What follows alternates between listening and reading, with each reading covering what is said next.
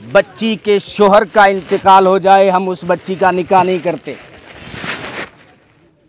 ये बड़ा जुर्म है हमारे समाज का। मैं मुजरिम हूँ, आप मुजरिम हैं, मौलवी मुजरिम हैं, पटेल मुजरिम हैं, नमाजी मुजरिम हैं, हाजी नमाज हैं, मदरसों के मोहतमिम मुजरिम हैं।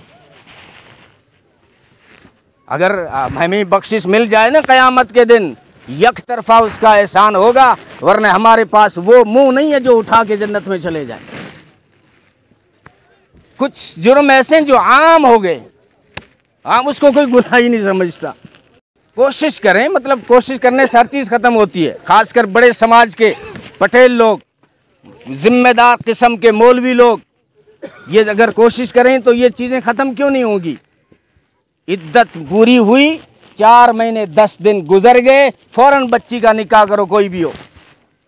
वो नहीं है हमने पूछा था, नाराज़ी नहीं, सब बहाने हैं। औरत कभी अपने मुंह से नहीं कहेगी मेरा निकाह कराओ।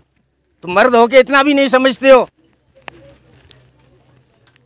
ये मतलब अगर उसका गम सारी जिंदगी हमने डाला है, अगर दूसरा निकाह करा देते वो पिछला गम भूल जाती, किसी और खेल में लग जाती। यही तो हदीस कह रही है, तुलाइबु है व तुलाइबु का।